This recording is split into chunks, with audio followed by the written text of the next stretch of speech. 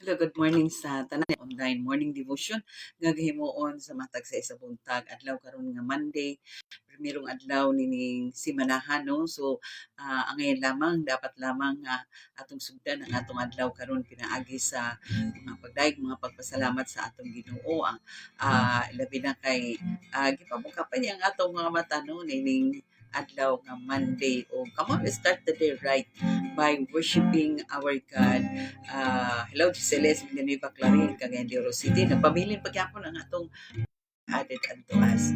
Amen. Because you're God, I'm longing for you. Rising up every morning, I'm looking on you. Loving, righteous, great I am. I worship you with all my heart, Savior, Jesus, Son of God, worthy are you, Lord. Your loving kindness is better than life, so I will praise you and bless you while I live. I lift my hands and magnify you, then I shall be satisfied by you. There's no one else beside you, God. Holy, loving, righteous, great I am. I worship you with all my heart, Savior, Jesus, Son of God, worthy are you, Lord.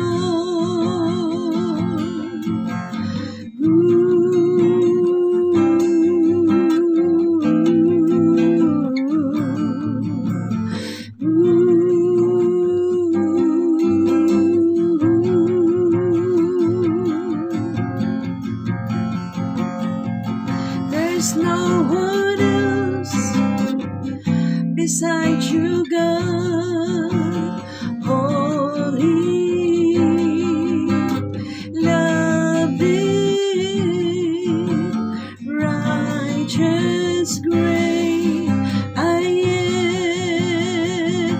I worship you with all my heart, Savior,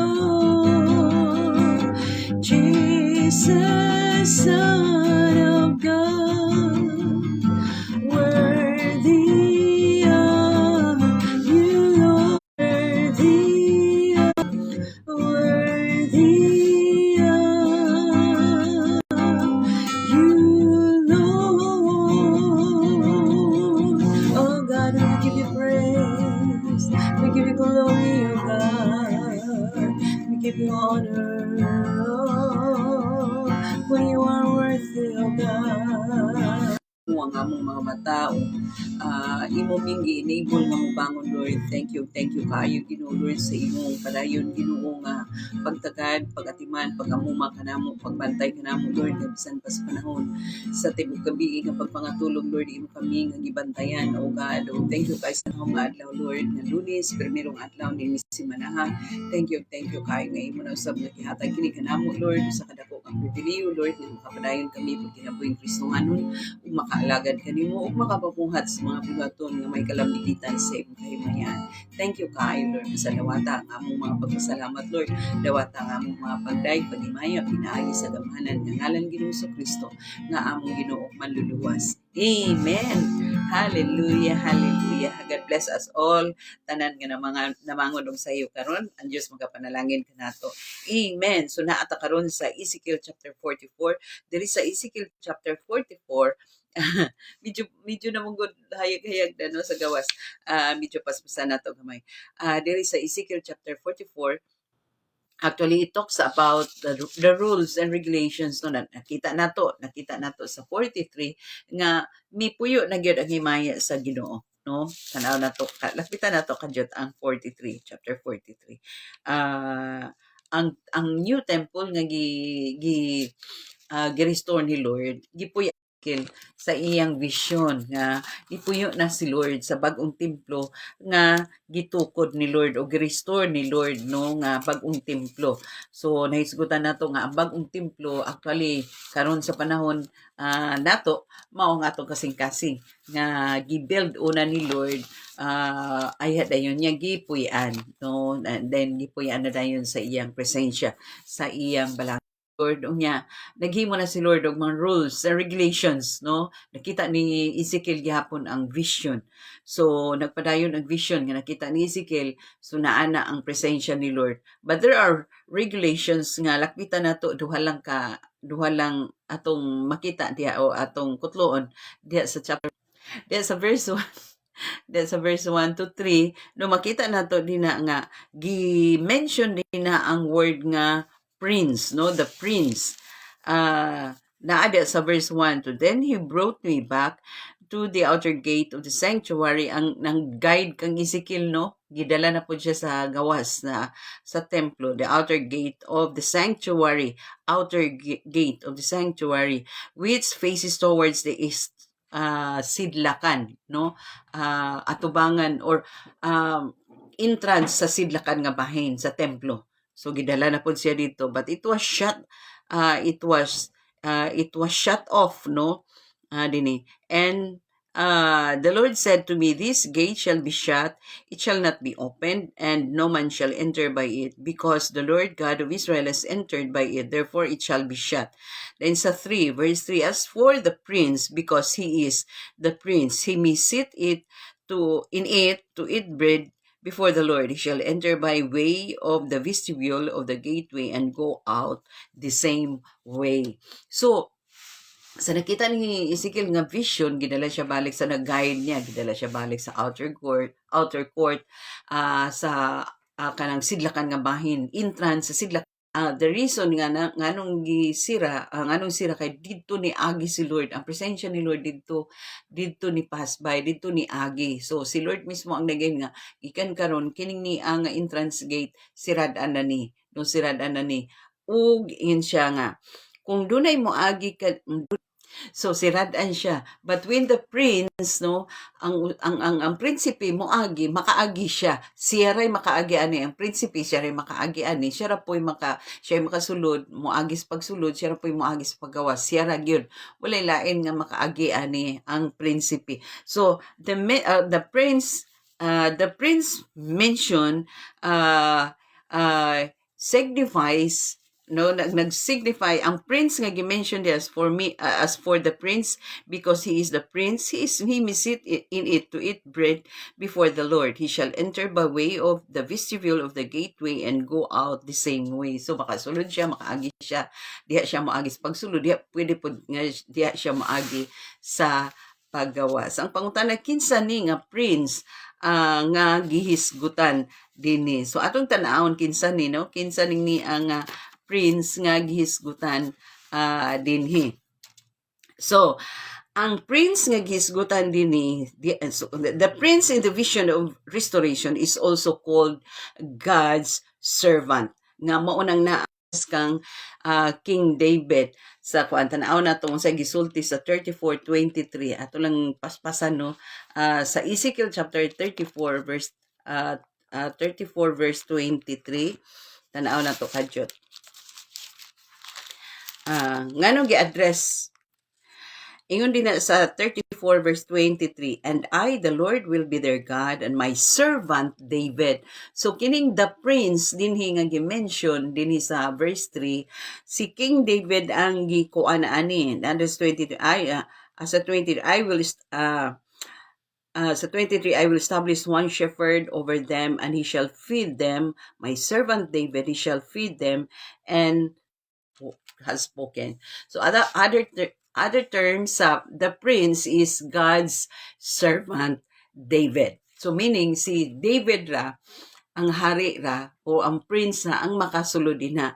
And in the New Testament sa atong kapanahunan karon, this praise God, putol-putol ang atong wifi, no? So, this prince will rule over God's people forever. And in the New Testament, no? Nganong forever man? Because in the New Testament, Jesus' followers viewed him as this promised ruler. Murag sa panahon kaniadto si King David ang gi-consider nga prince that will rule his people or God's people. But in the New Testament, Jesus Christ is the prince who will rule God's people forever. So nakuha nato kaniadto sa panahon ni David, si David ang mag-rule, magdumala sa mga katawan sa Diyos. Muna gitawag siya nga the prince, no?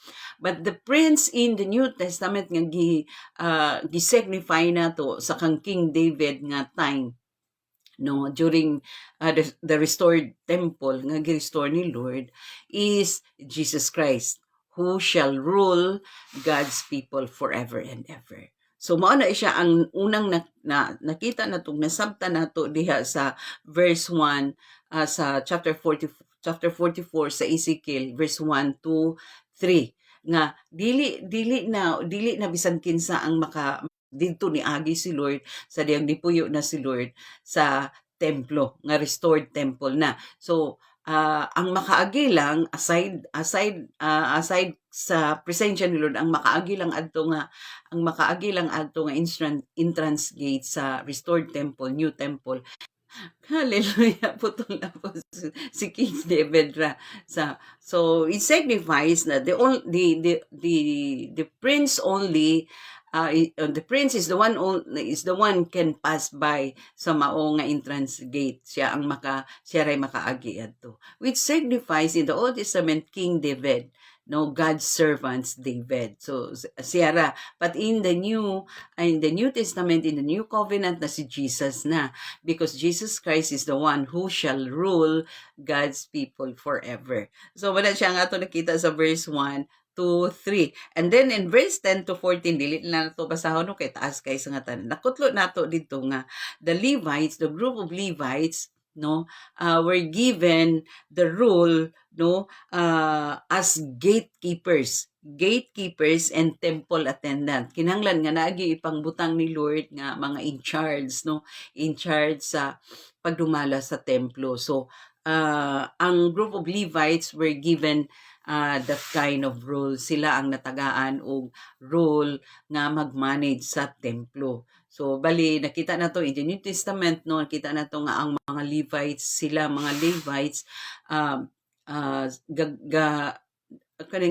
sila gatuon sa pulong sa Ginoo unya kung unsa ang ilang nakatunan diha sa pulong sa Dios, no, diha sa balaang kasulatan.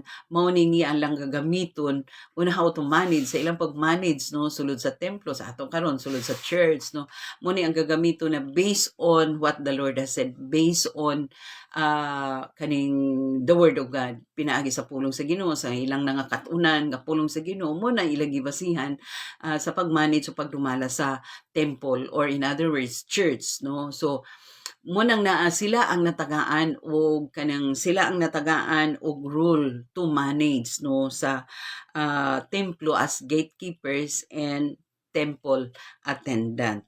So mo nang ang atong nasabtan ning chapter 44 chapter by chapter bagid ning atong but the main point, no, nga ngayon kalipayan nato nga kanang restored temple na ang gipuy-an ni Lord, meaning kung sa ato karon nga kapanahunan karon gi-build sa una ni Lord, build up sa una ni Lord para malig-on, no, ana ang heart nato nga wala gitay lain sandigan si Lord ra gyud ana. So gi-restore ni Lord, gi-build up ni Lord, then after building up the new temple, which is our heart, yan na rin tanggipuyan. So mo na siya ang atong nakutlo karon. That's why the presence of the Lord is now inside of us kay nganuman bag-o na gibag-o na ni Lord ang templo nga puloy-an na. Muna ingon dito sa 1 Corinthians, do you not know that your body is the temple of God? Even not nga natin nakutlo karon sa atong kisgutan no diya sa chapter 44 nga naghimo na si Lord sa murag gi-arrange sa ni Lord, nagplaster si Lord og mga regulations. And one of it, dunay usa ka entrance gate nga dili basta-basta agian sa bisan kinsa lang kundi si Lord ra o katong gitahasan nga the prince no with sacrifice in the Old Testament nga si King David God's servants. Other terms, the prince is God's servants, David. And in the New Testament, si Jesus Christ. So, si Ginoong Hesus na ang natahasan nga mo rule sa mga katawan sa Diyos forever and ever. Amen. Naot nga natay nakutlo karon no o mag-ampo ta. Lord, salamat kayo Ginoo Lord sa paglakbit Ginoo sa gamay nga kamatuoran Ginoo sa imong mahal nga pulong Lord. Thank you nga ikaw Ginoo partly tibuok chapter ang amo Ginong natakol but ang highlight Lord ay imong gipasabot kanamo. Thank you kaayo ni anang tanan dalaygon ka gid Lord sa walay katapusan naman. Walay lain mapasidong kanining tanan ikaw ra gid Lord. O Lord naga-pray sab kami alang sa mga kaigsunan nga naay mga online nga trabaho. Mao gyapon Lord, alert in the spirit, alert mind Lord.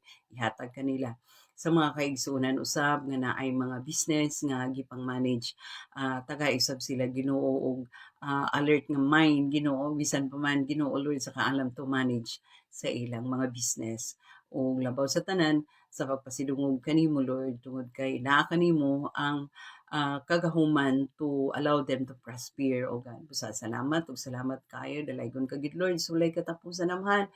Dungog himaya imuha Lord busa dawata nga among mga pagpasalamat pagdaig paghimaya pinaagi sa gamhanan nga ngalan Ginoong Kristo nga among Ginoo ug manluluwas.